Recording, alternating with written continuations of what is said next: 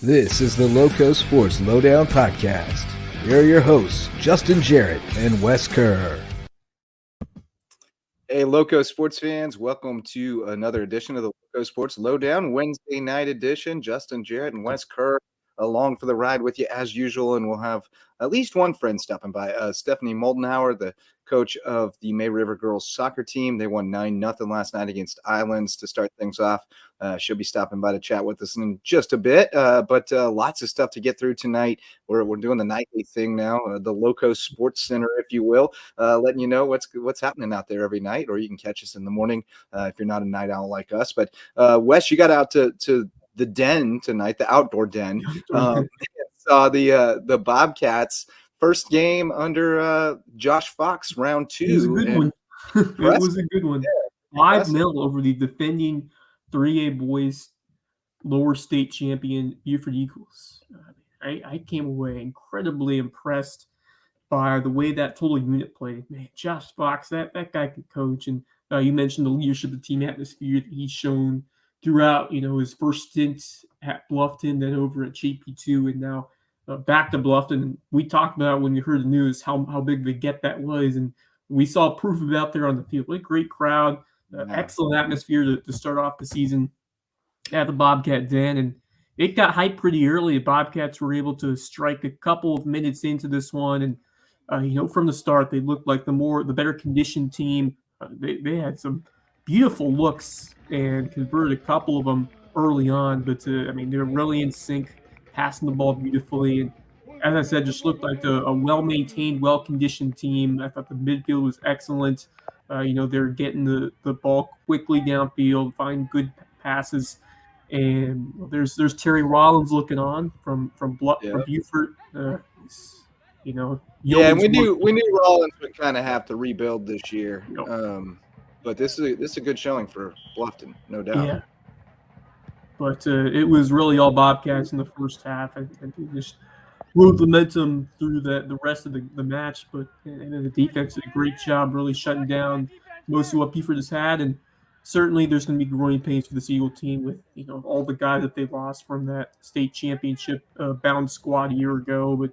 But a lot good to take away from the way this Bobcat team played. And with a finish right there. That was nice. Number 16. That was nice work. Twice of them. Scored 2 of them. Chirinos. Lead the Cats. Chirinos, the sophomore. He's just a sophomore. Then Michael Boyle, Dorian Funes, and Jose Sanchez with the other 3 goals for Beaufort. And I was for Bluffton, rather. And I was really impressed by Alexis Hernandez. He was excellent in the midfield. He came onto the sub, but I think he assisted on at least one of those goals. And got great energy, stamina, passed the ball really well, and they played as a real complete unit, and just they outdueled Beaufort really every aspect, but especially with the speed and the continuous hustle from that group. So certainly Coach Fox has trained this team really hard, and they're very well conditioned to start off the year, and that's going to be interesting to see how they do. And obviously one of the biggest pieces of news coming into this season was Fox returning here. Where he spent a couple of years and then went to coach the Golden Warriors on the way to a berth in the state championship in skis, I believe, 1 year. So he's had success everywhere, pretty much everywhere he's been around here in Lowco, and what a get it has been to bring him back to the Bluffton Den to invigorate this Bobcat squad, because Beaufort certainly, they left a lot of guys open. There were a couple defensive lapses throughout that game, leaving guys in prime scoring spots, but I credit what Bluffton did to attack and just make really crisp, good passes all night. And they held up defensively. The back line was really solid, and they cruised. So I didn't expect – obviously Beaufort's going to have to learn a lot from who they have, and I expect them to get a lot better. But what a start, what an opening statement from this Bluffton team here in this spring season. So, you got to think that they're looking like to be – contenders in this region early on with the some of those other strong squads. It could be really fun Bluffton derby this year between May River and Bluffton. Any indication is correct. They've been fun. but the Bobcats may change the color of paint on the town this year. We'll see. No, I don't know about the girls game because we've got two solid squads in that derby as well. The Bluffton girls got off to a good start last night. May River girls as well, and we have their coach joining us now, Stephanie Moldenhauer, joining us on the Loco Lowdown. What's up, Moldy? Hello, thanks for having me. Yeah, great to have you. You and I go way back to our days at USCB together, and it's been really cool to see you progress through the coaching ranks now and take over the program over at May River. And I know you guys are super excited about this season. You have a really solid veteran squad, a couple of them going on to play at the next level already, and I'm sure some others with those aspirations. So big win last night, 9-0 over Islands. Tell us about this team and what we can expect this season over in the tank. Yeah, we're really excited for the season. We've had a really good, strong preseason. We've played, a good mixture of competition. And yesterday was exciting to finally get our regular season started and starting it off with a win. Lots of promising things, lots of goals was exciting to see from different players. Lots of possession with the ball is exciting, connecting passes and that kind of stuff. So I think we'll have a pretty good squad this year. We have 2 more regular season games, and then next week we start region play. So that's when the real fun begins. Yeah, it gets there quickly. You have a couple of, tune-up games in the sense where you're going against, you got Effingham County coming up, I believe tomorrow, if Mac Prep is correct, and then Hilton Head Christian Academy. That'll be a fun one. We'll have to try to see if we make plans to get out to that one. Yeah, I told Steph I would try to get to that one. We would love to have you out there. It'll be on Monday the 4th of March. So definitely have to get to that one. Then you go to Hilton Head and bang, we're right in it. Yeah. Yep, we are. Yeah, and then we're really in the swing of things. But tell me about some about your stars on this group, and who really stood out for you, both scoring wise and just strong play out there on the opener. Yeah, I think we have a really good mixture this year. We have, a good amount of freshmen, sophomore, junior, senior. It's not really kind of stacked one way or the other, so that's exciting. A good even mix, I think. We had one of our freshmen's standouts was Madeline Baker. She had 2 goals on the night and 4 assists, so that was pretty solid and promising as a freshman coming in. And then a junior scoring a hat trick on a game last night. So that's pretty exciting too. And then like JJ had mentioned before, we have 3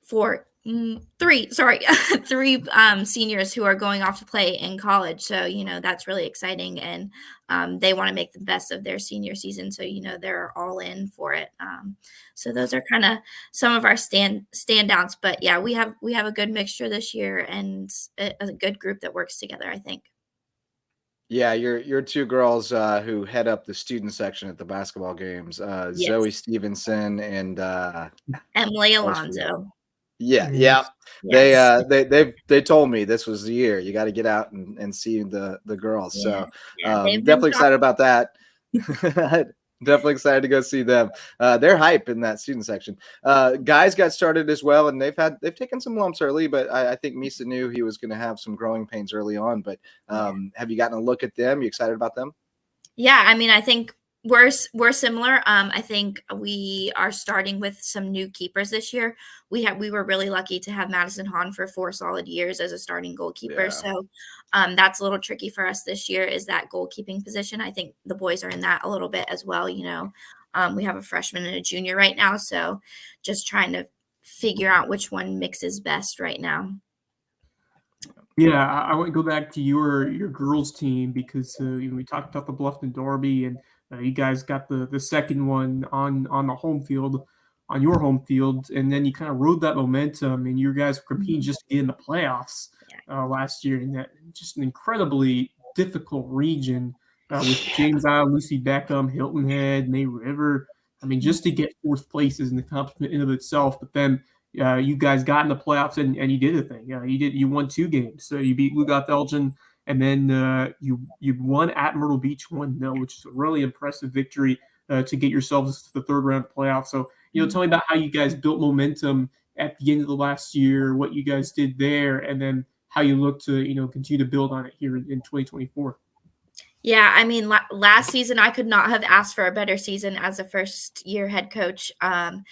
They exceeded my expectations. I came in and really wanted to set kind of some new expectations for the program so we could be a competitive program. And I think we started off really strong. Like you said, we made the playoffs for the first time in 4A, and we made it to third round. All of those games on the road. On the road in a short amount of time is rough on some of these girls. That's a really good Myrtle Beach team too that you beat in round 2. Yeah. On the road. That trip over there. That's a long trip. You guys be ready. So yes, that was impressive. Yeah. Nothing like those old Sun Conference trips, though, where you had to go all the way down to Miami or Naples, Ave Maria. No, you for people who aren't familiar, you came to. I mean, you're from Savannah, but you came over to the Low Country to play at USCB. You were on the first team at USCB, right? Yep. Yeah, the inaugural team, and then have called it home ever since, and worked your way up through the coaching ranks. But take me back to your playing days, and tell us a little bit more about yourself, because I mean you were a pretty good player in your own right at USCB. You had some records for a while. Yeah. So like you said, I grew up in Savannah, and then I went to USCB and ended up playing on the first team there. The first year was real rough. I think there was only a handful of us that stayed around for the second year, but I never really kind of planned on playing in college. The opportunity just kind of fell into my lap, and I took advantage of it. But yeah, it was a great experience. I was really excited to be captain for them a couple years and lead the team. And something really special now is Mike Manning was my assistant coach at USCB, and now he's my assistant coach at May River. So that's kind of cool. Awesome. Comes full circle. Yeah. I love it. Great moment for you. But you mentioned USCB. Have you been following these recent teams? This 2023 squad this past fall was outstanding. They went 13-4-2. They were incredibly competitive in the Peach Belt Division II conference. Got a couple of really nice wins. I got to call it home, and we got to see the senior season of Mari Calvat, who I think she finished definitely over 50 goals, and I think she got close to 60 for her career. So I've made it out.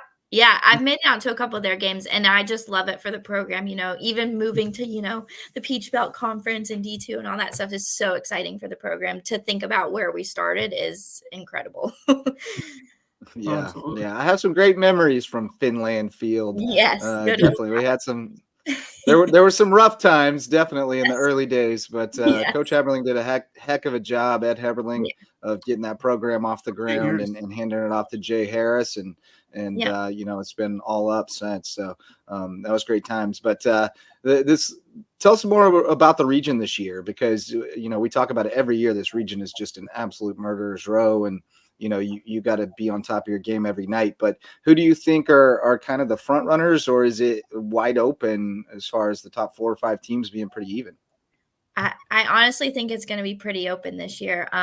James Island and Lucy Beckham being in Charleston kind of, are always the top.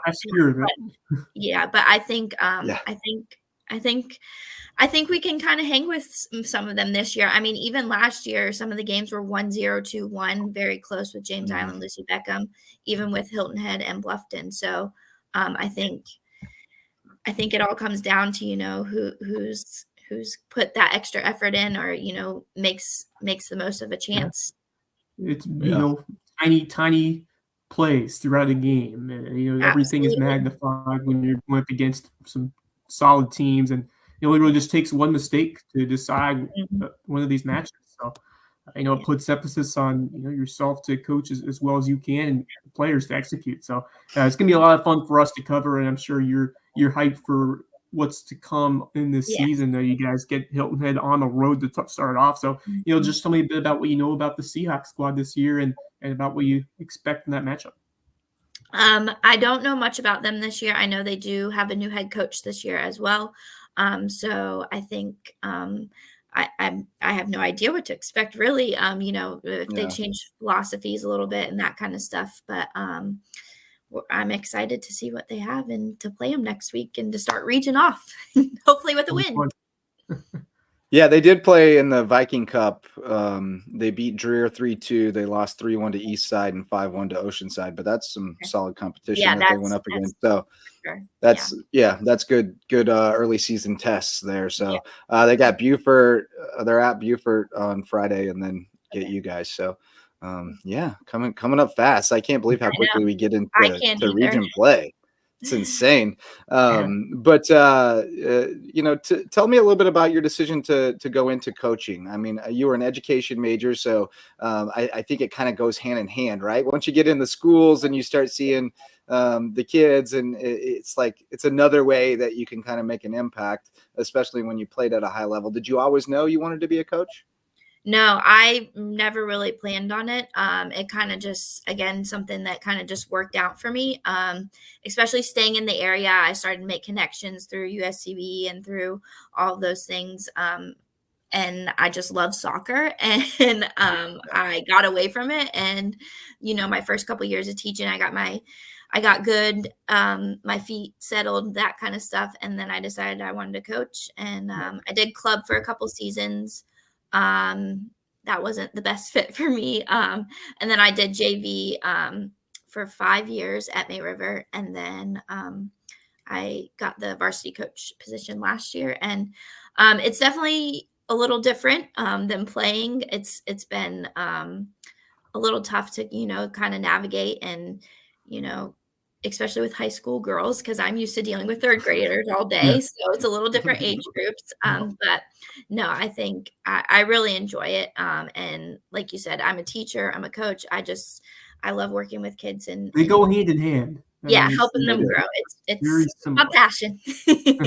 Yeah, that's awesome. Coaching is just teaching through sports. I mean, that's exactly. Yeah, and I'm a coach in the classroom, so it's all together. Material. Yeah. It's instead of classroom, it's on the field and in the locker room. So very similar aspects to teaching versus coaching, as you've discovered. But really cool to hear your story. What did you learn throughout that first season? You guys certainly had some rough spots at the first half of the year, but then you guys found that groove, found that footing into the playoffs. So from that first experience as a head coach of a 4A South Carolina High School League girls soccer team, what did you learn from the experience taking over in 2023 that's going to help you in 2024? I think the biggest thing is just, making sure that everybody's on the same page, has the same goals, has the same mission, from coaching staff to JV to varsity, just building a program that is going to be competitive. So I think very much just setting those standards was huge last year. And then coming into this year, it was so much easier already, just because the girls knew the expectations, and they want to follow those expectations, and they want to compete. So it's been good. It helps when you have success too, because then they start to see, oh, maybe the way she's telling us to do it makes sense. We started beating people we didn't used to beat. And then you come in this year with a whole different kind of buy-in. So that's a beautiful thing. I love to see you finding your way in the profession, because like you said, you were a team captain, you were always a leader. And I love to see players who have the right attitude and are about the right things go on and become coaches, because that's how we pass it down to the next generation. So Wes, you got any more questions for Stephanie? I know it's way past coach's bedtime. We're keeping her up late. I'll give you one more real quick.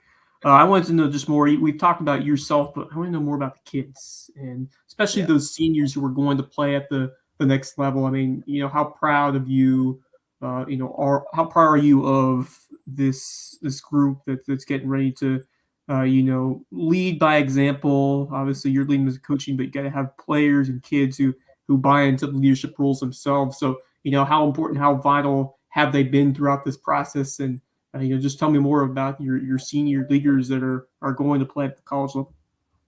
Yeah, it's really special too, because 2 of them I coached in 7th grade, like middle school. So now I'm coaching them again, as their senior. So that's pretty special.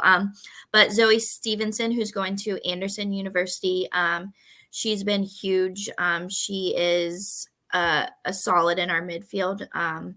So her leadership is always there. She expects the best out of everybody all the time. She loves to be out on the field. So her vibes are always just very good for the squad altogether. She's one of our captains this year. Madison Dibert is a solid in our center back defense. She'll be going to play at Columbia College. She's been playing since her freshman year, pretty much at that starting back position. So, she's been holding it down for us. And then Ariana Bevan, she had a rough high school season. She had back-to-back ACL tears. And then so last year was really her first year playing full-time for, varsity. And she rocked. And so I know she's really excited to come in this year again. She's going to USC Lancaster. And so she's really excited to come in, get some goals and that kind of stuff, and just, keep leading the team on. Yeah, she's got the BPAC knees. She does indeed. The Brittany Pacifico. Yes. She was a heck of a little point guard too before. Yeah, she tore it at basketball. So yeah. Yeah. That was the first one. I just got gremlins, but she was a really good little point guard before the knee problems. So I don't know if you guys heard that, because I got internet gremlins happening over here, but no, great talking with you, Coach. And I will definitely get out and see you and get my Shark Girls soccer swag, and then I got you.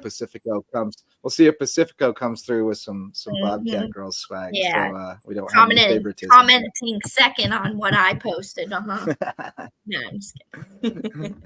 Appreciate you, Coach. Get some rest, and we'll see you real soon. Thank you, Coach. All right, bye. Stephanie Moldenhauer, May River Girls soccer coach, and we, like I said, we go way back to 2011, the starting 11 at USCB. I remember going to the first media day over there and meeting the team, her and Alexa Muffley, rest in peace. Just a bunch of great people that I interacted with there. That it's really cool to still have relationships with a number of them, because they're coaching now in the area. Also got Haley Pena and Karen Pimentel are coaching over at JP2. It's just really cool to see that USCB thing filtered down into our high school program. Yeah, because they were pioneers of this program, and cool to see them continue to make impacts here in the Lowco and just spreading their wings. And that's what you want to see as former players doing so many different cool things around the Lowco and beyond. But yeah, it's crazy how quickly we get into it here in this soccer season. I mean, we just kicked it off this past week, and coming up in March 8th, which is a week from Friday. Week from Friday, yeah. Yeah. That's insane. I mean, I just remember like basketball season, you have a long grind before. Yeah, not till after Christmas. Yeah, not till after Christmas. You got like a month. Then we had another like a month, and then tournaments before play even became. Yeah. We get right to it in this spring season. No kidding. It's wild. MVP sponsors of LowcoSports make this all possible. Megan Jarrett is the official realtor of LowcoSports, and my wife. She's with Keller Williams of the Low Country, the new Anchor Home Group. She would love to help you find your place in the Lowco and put down an anchor in the best place. So if you're looking to get into the real estate market, call Megan Jarrett, the official realtor of LowcoSports.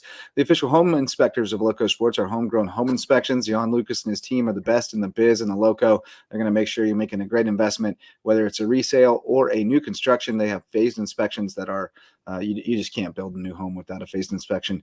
You want to make sure it's built all the way, built right all the way from start to finish. Homegrown home inspections will make sure. And Mickelson Law Firm is the official real estate closing attorney of LowcoSports and our original sponsor since 2017. Ryan and Tiffany and the Mickle Squad have been supporting us, and we hope you'll support them by calling on them for all your legal needs at Mickelson Law Firm. And Hospice Care of the Low Country, the official hospice care of LowcoSports and the only not-for-profit hospice care in southern Beaufort County. They're providing services like hospice care, palliative care, and free grief counseling, and no one has to come out of pocket for it because they are nonprofit, raising funds through great events like the Yacht Hop coming up May 18th at Wexford. If you want to get on those yachts and get some great food and drinks, you got to get your tickets now. Hospice Care of the Low Country, where it's not about dying, it's about living. Those are the MVP sponsors of LowcoSports. And Wes, let's get through some scores. People have been reading them on the ticker if they're watching us, but got got a few scores. Boys lacrosse, Hilton Head Christian making the debut tonight. They lost 12-4 to Porter Gaud, but hey, you got to start somewhere, right? We're missing a few soccer scores. Girls, Colleton County, it was at Hampton. Haven't seen that score yet. Warrior Invitational at Whale Branch. Bridges Prep beat Battery Creek 3-1 on the girls' side. Looking for a Whale Branch score against Groves. Boys soccer, Patrick Henry 2-0 over Branchville in their opener, getting the shutout. You were over at the Den where Bluffton beat Beaufort 5-0. Michael Chirinos with 2 goals. Michael Boyle, Dorian Funes, and Josue Sanchez each with a goal. You mentioned Alexis Hernandez played really well in the midfield, and Federico Guerra kind of anchoring the defense for the Bobcats. Looking for a score from Colleton Hampton boys, as well as the 2 games at the Warrior Invitational, Bridges Prep versus Groves and Battery Creek against Whale Branch. On the golf, we'll save that. We're going to talk about actually, let's transition to that now. Let's talk a little bit more about this golf, because this was our first look at the defending state champs from HHCA, and they got off to a great start. Shot 2 under 142 at Hilton Head Lakes. They only beat Heritage by 5. Heritage has a really solid lineup. Good showing by Heritage. Yeah, they're strong. They're really strong. But Sage Bradshaw, I texted with him earlier because I was like, dude, coming out of the gates with a 32 on 9 holes, made an eagle on a par 4. A par 4. Yeah, crazy day for Sage. He had to hole out from the fairway, 2 from and distance. Par 4. Indeed. Yeah. Very impressive from him. And he's a guy that we got to talk with a couple of times last year. And I was really impressed with him. I mean, he's super smart kid. I think was he only a freshman last year? I want to say he was. He's either freshman or sophomore. very young, but he we were really impressed. Years when I talked to him. Yeah. I got to see his parents, and they're great people too. But Sage Bradshaw, he is quite the kid. And just to think about how young he still is, he's going out shooting 4 under par at first turn of the year, first event of the year. There could be some big things in store for him and his Hilton Head Christian Academy team. But give credit to some of these other Lowco squads. Heritage just 5 strokes back of a Christian team anchored by Bradshaw, who just shot the lights out. But then JP too, some good solid showings. Dylan Fulscroft leading away with a 3 over 39. That's an excellent score for high school boys golf. Will Debrovner with a 40, and then Ryan George 41. So really consistent scoring at the high end, or the low end, I guess you could say, for the JP2 Golden Warriors. Colleton Prep, Holy Trinity rounding out the top 5 in the tournament. But yeah, Hilton Head Christian Academy picking up right where they left off, especially Sage Bradshaw taking another step forward with his game. And there's some spots throughout the season that we were busy with fall sports or winter sports, and we really don't get to see behind the scenes of what they're doing during the other parts of the year and how they're improving as golfers. But it just seems to me that this kid is dialed in and is really going the extra mile to get better as a player. So I'm excited to see him again in person. Hopefully, get out to some of these events as the year goes on. But man, just really proud of that guy. What a kid he's becoming. He's only getting better at such a young age to anchor this Hilton Head Christian Academy team that I think is well on their way to another strong season. Yeah, they'll have to contend with Prep, of course. Yep. Great Prep rivalry. is excellent. Yep. Yeah, they're both going to be really good. No question about that. And it's going to come down to who plays the best on that one day, those 2 days or whatever. But I guess not. Yeah, they didn't play on this one. We get to see them both soon. Somewhere here in the Lowco. Well, they should both be at that Low Country Invitational Monday and Tuesday, which will be really good. 2 really good golf courses, May River Golf Club and Berkeley Hall. That'll be good. I'm looking forward to that. Speaking of HHCA, big news from over there today. J.W. Wilkerson, the baseball coach, was named as the next AD. He'll move into that role full-time on June 1st. If you don't recall, Wilkerson was sharing the role this year with Matt Smith and John Haupt.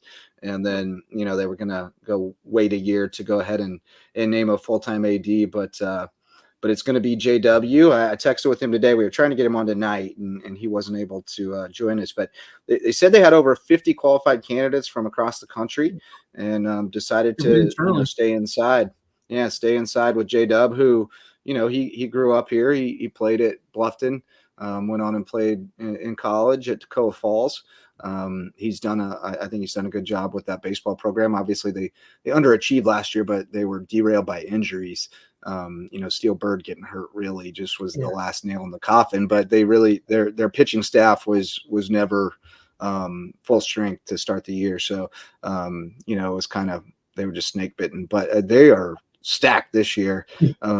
I mean, if nothing else, he's attracted a lot of kids to his program, from outside to come to the school. And, I mean, that's kind of what they're looking for with this new campus, I think, is growth and now that you're on want this to bring people in. Bluffton gives the opportunity to really be a magnet to attract kids from the Lowco, at large in general. And you're seeing that with more and more kids coming over there, especially with the girls basketball program and how good that's been. And now, now you're losing a couple of those stars. It's going to be important to find ways to fill those holes and continue to uphold the standard that has been a football program that is back on top and skis at 3A. Mm-hmm. Two basketball programs that have been really solid, especially the girls, of course, 6-time dynasty. I mean, better than good. They've been phenomenal, otherworldly, as you could say. Yeah.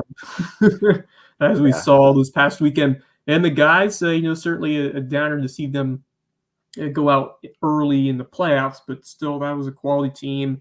Going to lose a bit from that squad. Guys like Isaiah Anderson finishing up his senior year, but still, they've got some Eli solid White. pieces. Yeah, they're going to lose a good bit. Yeah, they're going to lose a good bit. Yeah.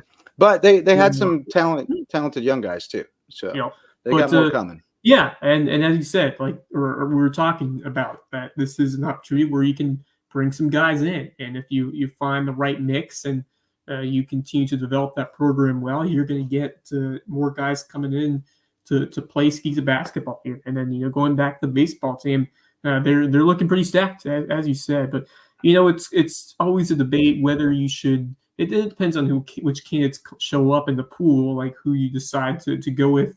But I think there are always benefits to an internal hire, especially from a guy that is going to do a great job to help build, the motto and Hilton Head Christian Academy in general. Just throughout these next few years. And I think that, they have a certain mantra they live up to. I mean, it's we play for an audience of one. You're playing for a religious purpose, and you certainly have to uphold that at Hilton Head Christian Academy, and that's a big part of what they do.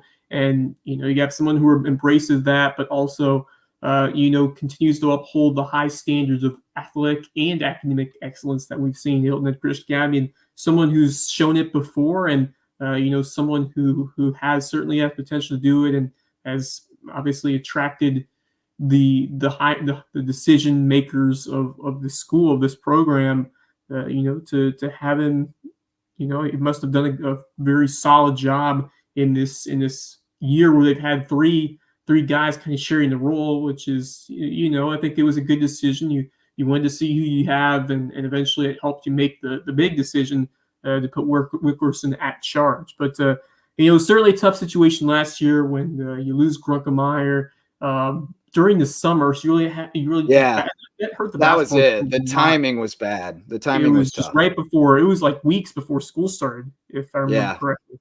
It put them in a real bind. It really did put them in a bind. And I mean, it is what it is. I mean, it happens, right? You get the job opportunity that you were hoping for, and sometimes you just have to make the decision that's best for you and your family, and consequences be damned. But it definitely had consequences for Hilton Head Christian, especially with basketball. I mean, they had to bring somebody in on the fly, and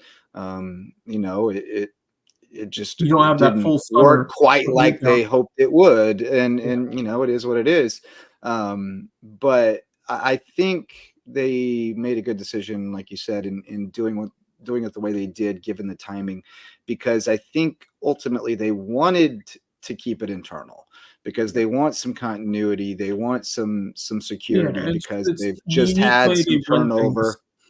I think it's And, important. they brought somebody in from out of state and it didn't work out. So I think they wanted some grassroots homegrown leadership, but they weren't sure who was the guy or if any of them were the guy, because they hadn't really been in that role. So allowing them all to kind of sort of audition, but also audition to see if they even wanted to take on that role, and then make a decision. I think it works out for the best, and I wish JW very well. I mean, I've known JW since he played in high school. I covered him at the Packet way back in the day, and I was excited when he came back, and I've been excited to see what he's done with that baseball program. And I mean, that lineup is stacked this year. Look at this. Cody Bratt came over from Bluffton. He's going to steal like 60 bags. Then you got Slade Bird, who is a phenomenal hitter and shortstop. Then Steele Bird, he's DH in this year. Keen Reese, Roman Colella, Chip Hetzel, Dylan Clark, Tucker Tavapaw, and Alex Epstein, who was excellent last season. He was a great basketball. That's a stacked lineup, and they've got some really good pitching as well. On that group. Yeah, and the pitching staff is, from what I've heard, is going to be solid as well. It's going to be real good, especially if everybody stays healthy. They got young guys, Walker Mickelson and Anthony Seminara. Bratt's a good pitcher. Hayden Brooks is a really nice arm. Crosby is a good lefty. Tucker Nelson, another young guy coming up who's a good arm. And Zane Wilson, if he's healthy, he was one of the ones that he and Hayden Brooks were both kind of banged up last year, and they missed them, and then they lost Steele. But they should have a fully stacked arsenal out there. They should be pretty good. We'll see. I mean, we thought that last year too, and it's a delicate balance with baseball. You never know how it's going to go. But let's shout out some more sponsors, and then we'll talk some Sand Sharks. Although it's kind of a downer from the Sand Shark basketball teams tonight. Varsity sponsors of LowcoSports, DDS Web Design, building, hosting, and maintaining websites for businesses and nonprofits to get results. So if you need to get found online so you can do more and think bigger, call on DDS at ddshhi.com. Parker Law Group serves legal needs across Colleton, Hampton, and Jasper counties. They've been doing that for years, and now they're jumping on board with us to help us continue to expand our coverage in those counties and shine a light on more deserving teams and student athletes around the country. Thank you, Parker Law Group.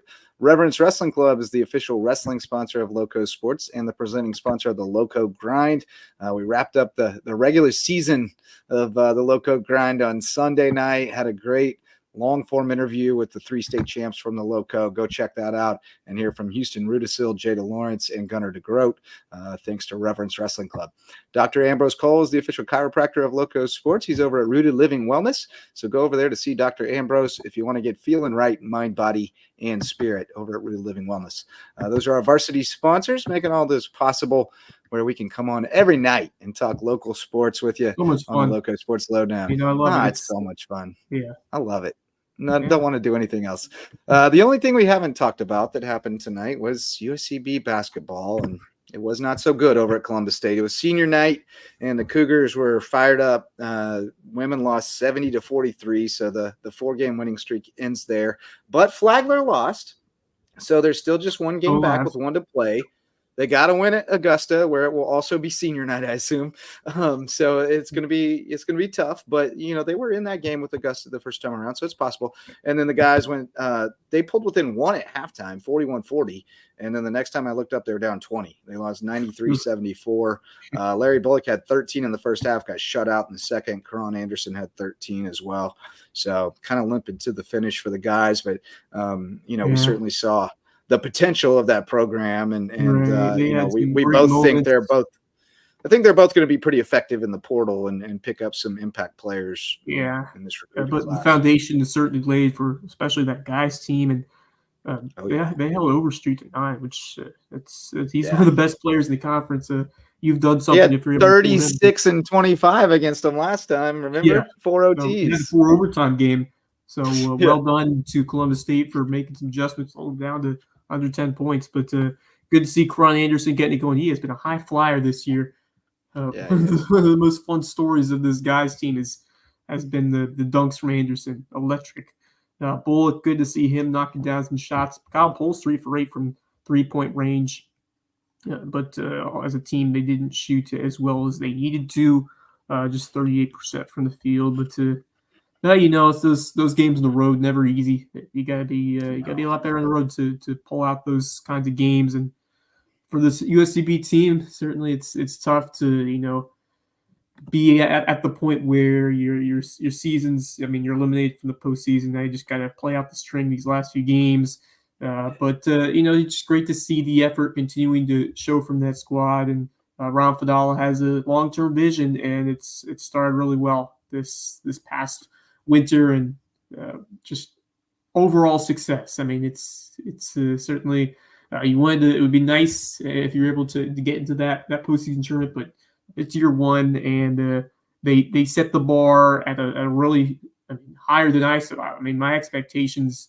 I expected a lot of growing pains. The way they played against the top team, I mean, they really should have had a couple of upset wins at home.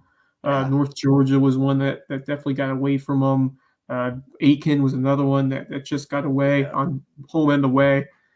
So, and you just wish a couple of plays would have gone the other direction for them, and that would have been a really nice way to wrap up that first year. But even still, a lot to be happy about. And now you get the whole off season to grind, to be together. You know what you expect. You have that family relationship now. Everybody's gonna be back, and then there's a transfer portal that can open things up even further for this team.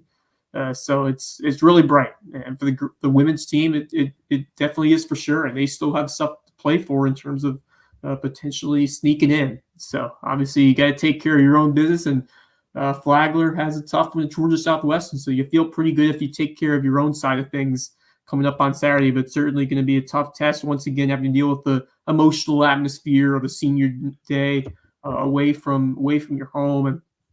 But I think after a tough performance like this, your last opportunity to make a statement in year one, I kind of think they're going to try to lay it out there in that final game, and I think they have a real shot. So Sharon Versus Squad will definitely be checking on them while I broadcast some USCB baseball and softball over at the park.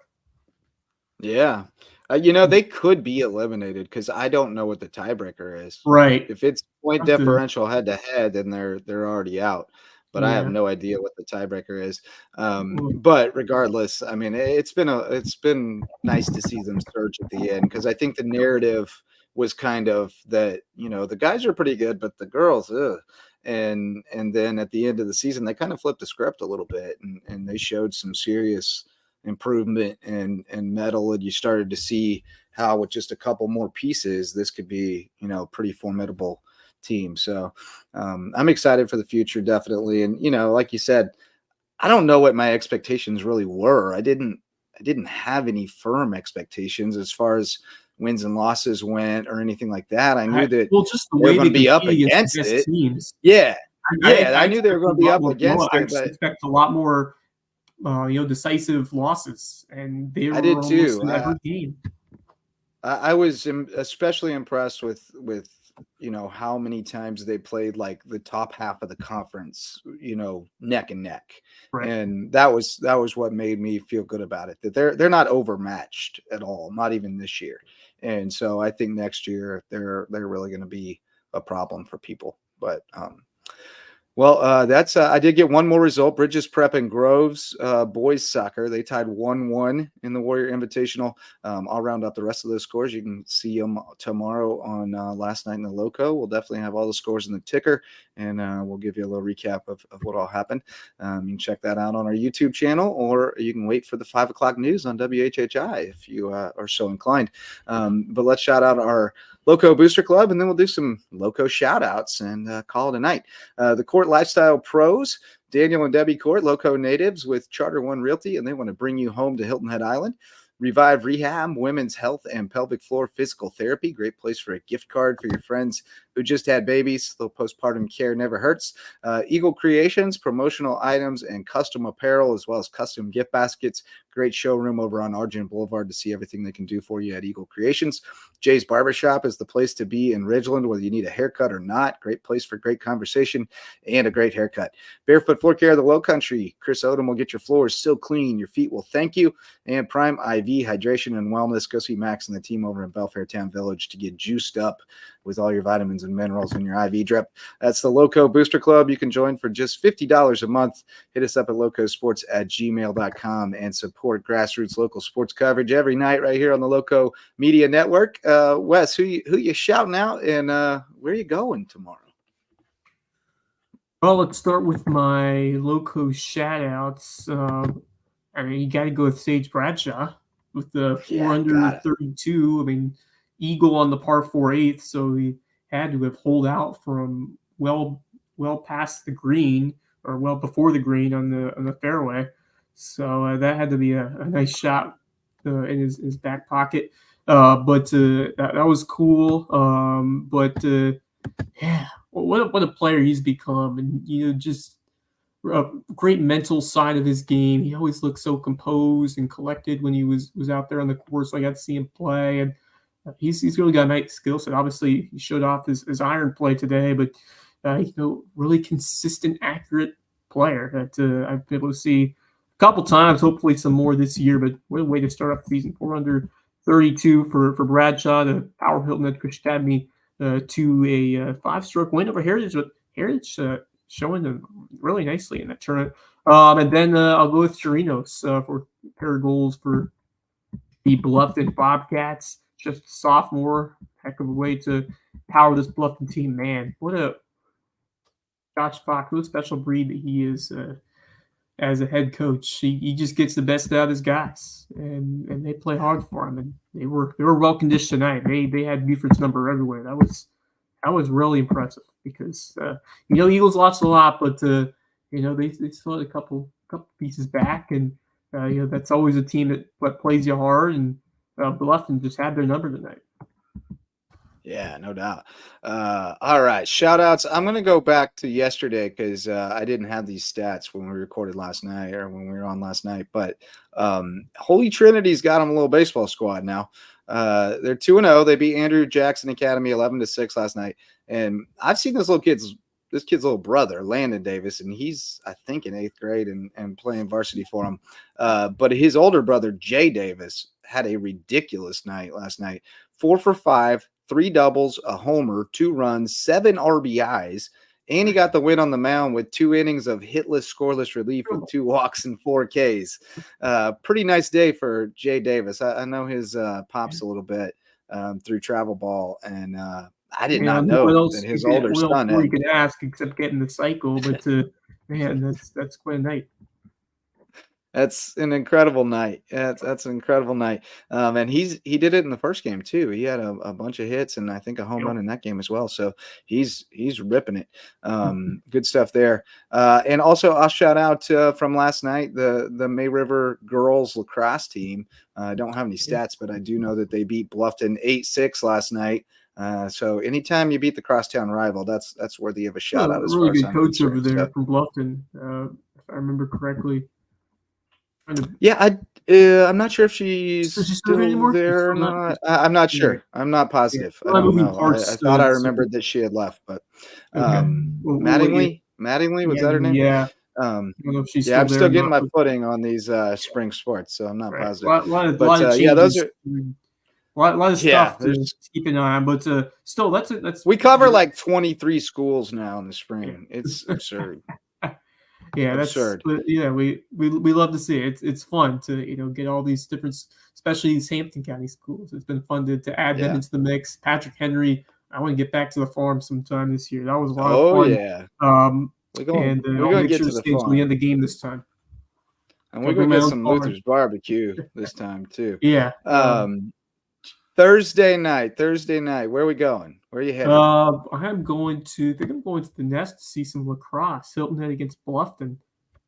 I believe I will head to the Den and see the boys' side of that matchup because I'll be over there for the Kraken baseball practice. Yeah, we also got a matinee and Seapine Hilton Head Prep, girls and boys against Strong Rock Christian coming in. Yeah, 3 and 4:30. Afternoon delight.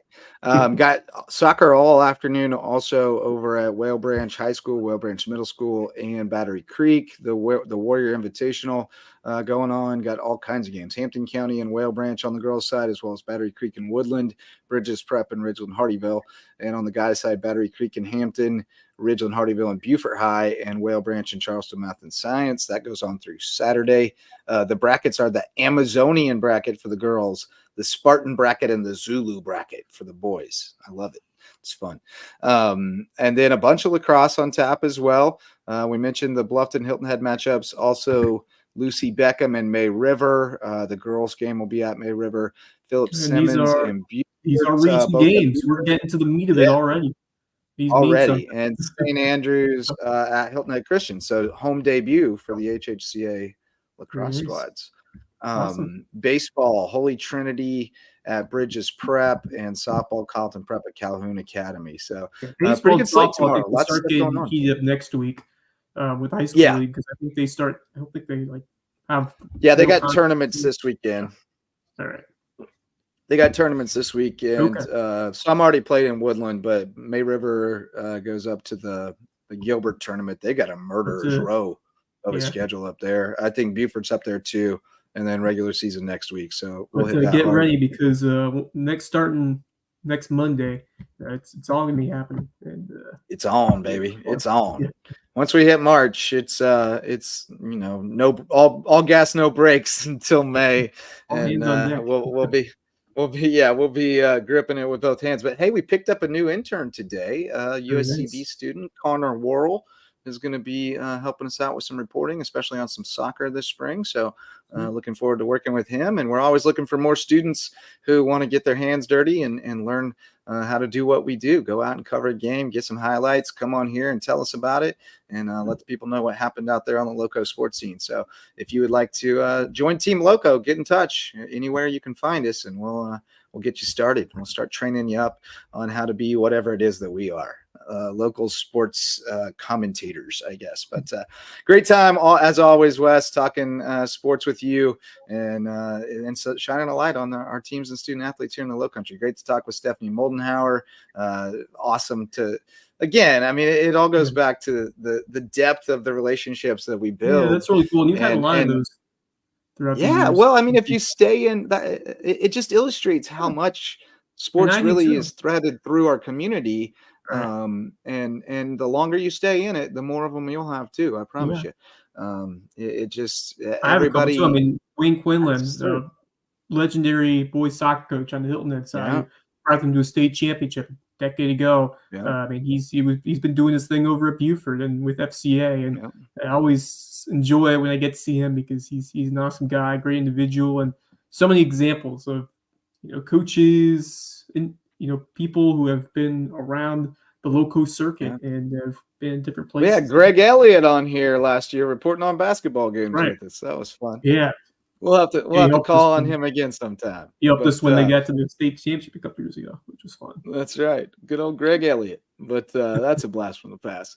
But I'll never forget him after they lost to Hilton Head Christian Academy, and he came out of the locker room and he said, "Stink, stank, stunk." And that was all he had to say. Good old Greg Elliott. Now, always a good time. Thanks so much to Steph Moldenhauer for jumping on with us after her bedtime. And thanks to all of our sponsors who make all this possible, as well as all of you who show up to listen or watch. You're the reason we keep doing it. We want to keep you informed and shine a light on the teams and student athletes making a name here in the Low Country and repping the Loco well. So we'll be back to do it again tomorrow night, 10 o'clock. Hope to see you then. Until next time, for Wes Kerr, I'm Justin Jarrett. Go Loco. The Loco Sports Lowdown podcast is a production of Lowco Media LLC and LowcoSports.com, an independent media outlet providing grassroots local sports coverage in the South Carolina Lowcountry. We are sustained by community support from sponsors and patrons like you. Get in the game with a monthly pledge of $1 or more at patreon.com/LowcoSports to keep us going and growing.